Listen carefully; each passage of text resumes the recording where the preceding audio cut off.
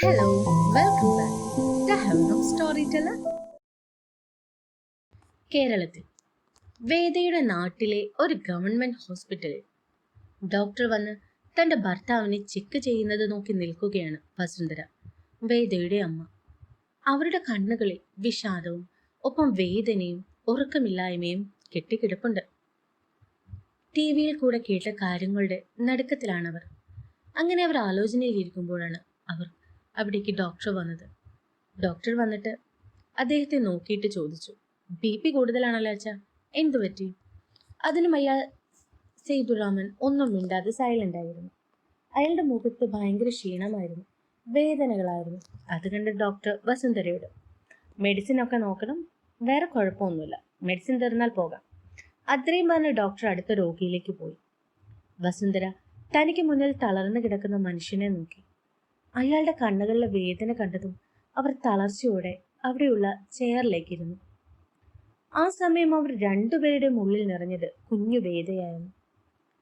തങ്ങൾക്ക് മുന്നിൽ പൊട്ടിക്കരയുന്ന മകൾ.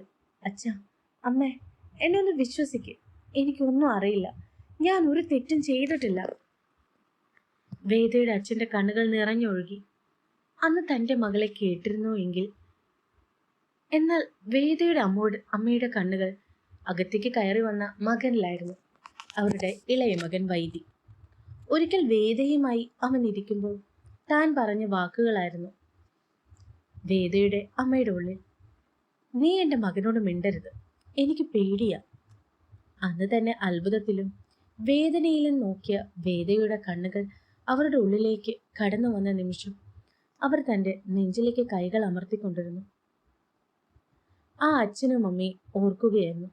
അവർ ചെയ്ത തെറ്റ് എത്രമേൽ വലുതായിരുന്നുവെന്ന് അവർ തിരിച്ചറിഞ്ഞ നിമിഷമായിരുന്നു ഇപ്പോൾ അവർക്ക് മുന്നിലൂടെ കടന്നുപോയിക്കൊണ്ടിരിക്കുന്നത്. ഒരിക്കലും തിരുത്താൻ കഴിയാത്ത കാര്യങ്ങൾ, ആളുകളെക്കാൾ കൂടുതൽ വീട്ടിൽ നിന്നും മോശമായുള്ള വാക്കുകളായിരുന്നു അവളെ വേദനിപ്പിച്ചതെന്നവർ ഇരുവരും ഓർത്തുകൊണ്ടേയിരുന്നു. ന്യൂസുകളിൽ നിന്നും അവർക്ക് കിട്ടിയ കാര്യങ്ങൾ അവരെ ഓരോ ദിവസവും, ഓരോ സമയവും, ഓരോ മിനിറ്റും ഇനി കൊല്ലാൻ പോവുകയാണ് എന്ന് അവർ തിരിച്ചറിയുകയായിരുന്നു. ഇതേ സമയം ദർശന്റെ വീട്ടിൽ അവന്റെ കണ്ണുകൾ വേദയിലായിരുന്നു. ഒരു തുള്ളി വേദന പോലും ഇല്ലാതെ ഹാളിൽ ഒരു ബുക്കുമായി ഇരിക്കുകയാണ് അവൾ. അവളുടെ കണ്ണുകൾ ഒന്നും പറയുന്നില്ല. അവളുടെ ഉള്ളിലെ കാര്യങ്ങളൊന്നും അറിയാനും പറ്റുന്നില്ല.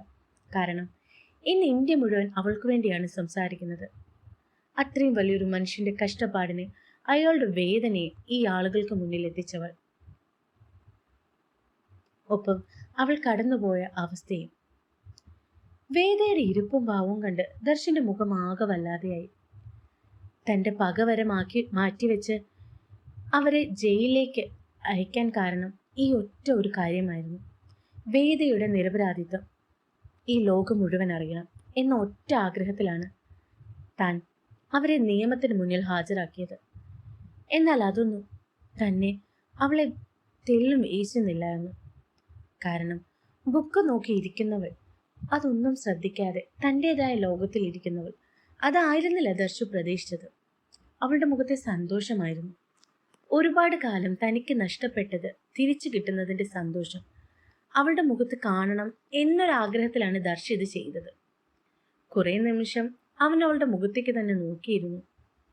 അവളുടെ മുഖത്തൊരു ഭാവവ്യത്യാസം എങ്കിലും ഉണ്ടോ എന്ന്. എന്നാൽ ഇല്ല എന്ന് മനസ്സിലാക്കിയ ദർശു പെട്ടെന്ന് വേദ എന്ന് വിളിക്കാൻ ആഞ്ഞതും പുറകിൽ ആരോ വന്ന് നിൽക്കുന്നതറിഞ്ഞ് ദർശി തിരിഞ്ഞു നോക്കി. അവിടേക്ക് നോക്കിയ ദർശിന്റെ കണ്ണുകൾ വിടർന്നു. തൻ്റെ സഹോദരി, തൻ്റെ നെഞ്ചോട് ചേർത്ത് നിർത്തിയ പ്രായത്തിൽ തനിക്ക് നഷ്ടപ്പെട്ട ആ കുഞ്ഞു പെൺകുട്ടിയല്ല അവൻ്റെ മുന്നിൽ നിൽക്കുന്നത്, ഒരു വലിയ പെൺകുട്ടിയായി. പക്ഷെ അവളുടെ മുഖത്ത് നിഷ്കളങ്കതയ്ക്ക് ഇതുവരെ മാറ്റവും വന്നിട്ടില്ല. ദർശിന്റെ കണ്ണുകൾ നിറയാൻ തുടങ്ങി. അവൻ്റെ ഉള്ളിൽ അന്ന് നടന്ന സംഭവങ്ങൾ, ആ ചെറുപ്രായത്തിൽ അവൾ അനുഭവിക്കേണ്ടി വന്ന സെക്ഷൽ അസോൾട്ട്, തനിക്ക് ഒന്നും ചെയ്യാൻ കഴിഞ്ഞില്ല എന്ന വേദന അവൻ്റെ മുഖത്ത് തെളിഞ്ഞു നിൽപ്പുണ്ടായിരുന്നു. എങ്കിലും അവൻ പതിയെ ദേവുവിൻ്റെ മുന്നിലേക്ക് ചെന്നു. എന്നിട്ട് പതിയെ അവളെ ചേർത്ത് പിടിച്ച് നെറ്റിയിൽ തൻ്റെ ചുണ്ടുകൾ ചേർത്തുകൊണ്ട് അവളെ നെഞ്ചോട് ചേർത്ത് പിടിച്ചു. ഇതേ സമയം ദേവുവിൻ്റെ നെഞ്ചുകൾ വിറയ്ക്കുകയായിരുന്നു. തൻ്റെ ചേട്ടനാണ്, പേടിക്കണ്ട, എന്നൊക്കെ അവൾ സ്വയം പറഞ്ഞ് സ്വയം മനസ്സിലാക്കാൻ ശ്രമിച്ചു. എന്നിട്ടും അവൾക്ക് അതിന് കഴിഞ്ഞില്ല. ദേവുവിൻ്റെ ഉള്ളിൽ താൻ വർഷങ്ങളായി കിടക്കുന്ന തടവറയുടെ ഉള്ളിലേക്ക് ചെന്നു. പട്ടിയെ പോലെ ജീവിച്ച നിമിഷം എല്ലാം ഒരു സിനിമ പോലെ കടന്നു വന്നു. അതിൻ്റെ ഫലമായി ദേവു ഞെട്ടി വിറയ്ക്കാൻ തുടങ്ങി. അവളൊരു ആശ്വാസത്തിൽ എന്നപ്പോൾ ദർശന്റെ ഷർട്ടിൽ മുറുകെ പിടിച്ചു. പക്ഷേ അപ്പോഴേക്കും അവൾ തകർന്ന് അവൻ്റെ കൈകളിലേക്ക് തന്നെ വീണു. ദർശൻ ഞെട്ടി വേദയെ നോക്കി. പക്ഷേ അതിനു മുമ്പ് തന്നെ വേദ അവർക്ക് അടുത്തേക്ക് വന്നിരുന്നു. ദേവു ഇപ്പോഴും മയക്കത്തിൽ തന്നെയാണ്.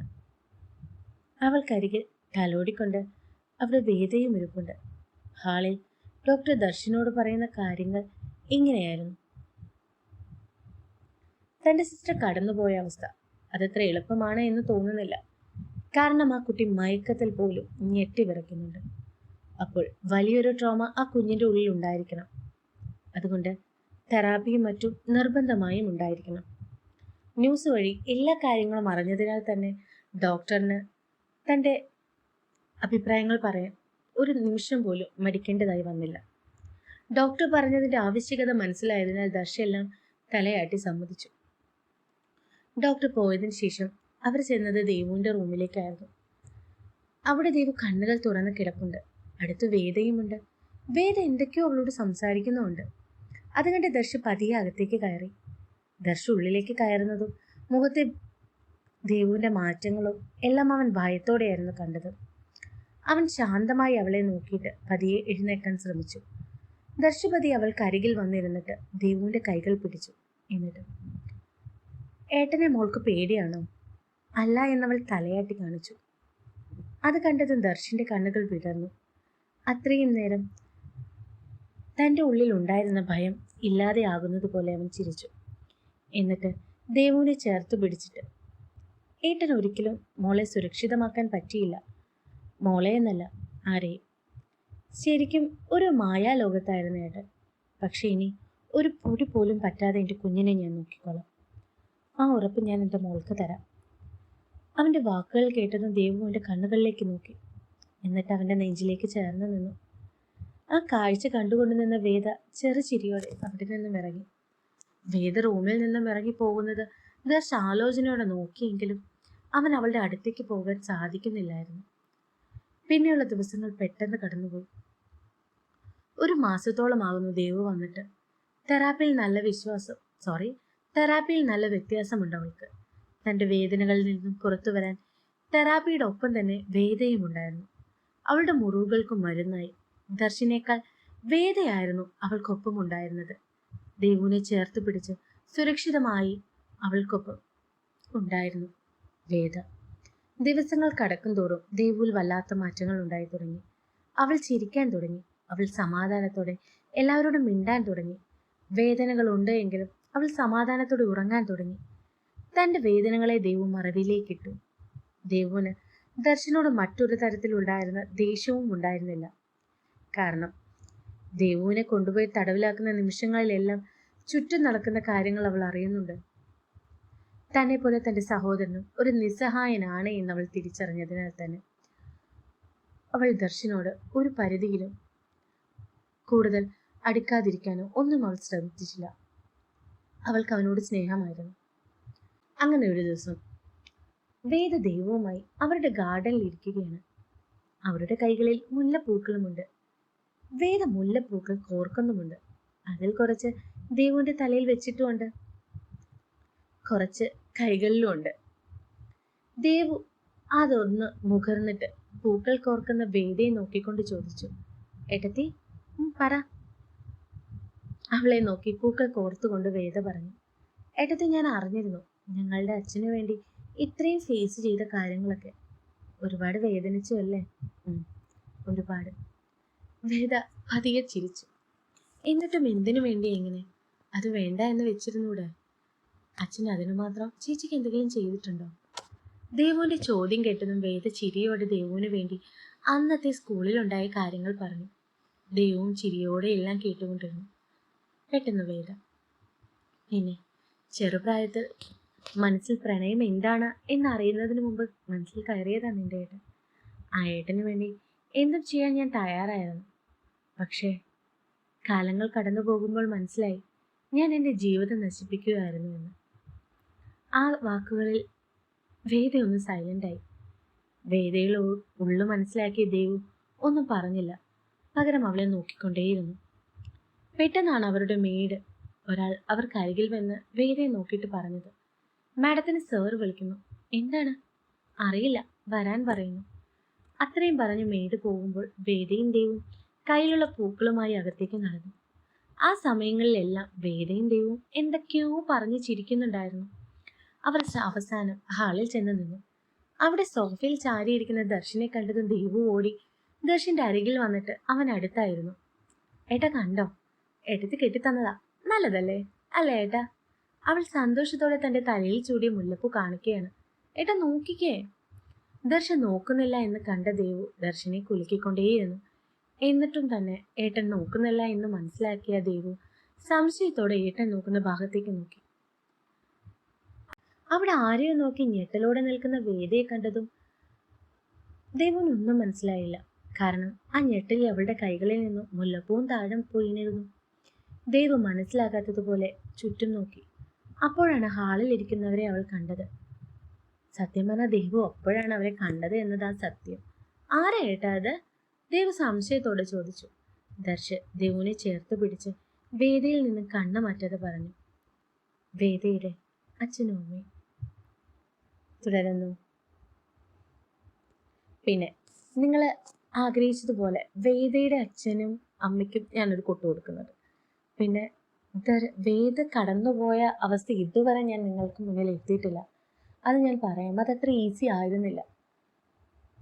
പിന്നെ ഇത്രയും പേര് നമ്മുടെ ചാനലിൽ ഉണ്ട് എന്നത് ഞാൻ എൻ്റെ വിഷസ് കണ്ടപ്പോൾ അറിഞ്ഞത്. പിന്നെ എന്തുകൊണ്ടാണ് ഞാൻ കഥയിടുമ്പോൾ നിങ്ങൾ എനിക്കൊരു ഇമോജി പോലും ഇടാത്ത? എന്ത് സന്തോഷം ഉണ്ടായിരുന്നു അറിയാം കമൻസ് കണ്ടപ്പോൾ. ഞാനത് എല്ലാവരെയും കാണിച്ചുകൊണ്ടിരിക്കുകയായിരുന്നു. അതിനകത്ത് സ്റ്റേറ്റസ് പോലെ ഞാനത് ഇട്ടിട്ടുണ്ടായിരുന്നു. ഭയങ്കര സന്തോഷം തോന്നിയ ഒരു നിമിഷങ്ങളാണ് സത്യം പറഞ്ഞാൽ നിങ്ങളുടെ വിഷസും കമൻറ്റുകളും. And I am happy. പിന്നെ ഈ 2 ദിവസം ചെറിയ ചെറിയ നമ്മൾക്ക് എന്താ പറയുക, ചില സമയങ്ങളിൽ നമ്മുടെ മനസ്സ് നമ്മുടെ കയ്യിൽ നിൽക്കില്ലല്ലോ, അതുപോലെ മനസ്സൊന്ന് പലയിടത്തും പറന്നുപോയ ദിവസമായിരുന്നു. പക്ഷെ ഓക്കെ, ഞാൻ എല്ലാം ബാക്ക് ടു നോർമലായി. അപ്പം നമുക്ക് കഥയായിട്ട് തന്നെ മുന്നോട്ട് പോകും. പിന്നെ നിങ്ങൾ അഭിപ്രായങ്ങൾ പറയണം. പിന്നെ നമ്മളുടെ സൈക്കോലോഗിൻ്റെ കുറച്ച് ഭാഗങ്ങളിലൂടെ കാണുള്ളൂ. അത് കംപ്ലീറ്റ് ചെയ്ത് കഴിഞ്ഞാൽ ഞാൻ നമ്മുടെ 1 നൈറ്റ് സ്റ്റാൻഡ് കണ്ടിന്യൂ ചെയ്യും. കാരണം കുറച്ച് പേര് 1-2 പേരാണെങ്കിലും എന്നോട് ആ സ്റ്റോറി എന്തുകൊണ്ട് ഇടുന്നില്ല എന്ന് ചോദിക്കുമ്പോൾ ഐ ഫീൽ സോ ഹാപ്പി. അപ്പം നമുക്ക് നാളെ കാണാം. തുടരുന്നു.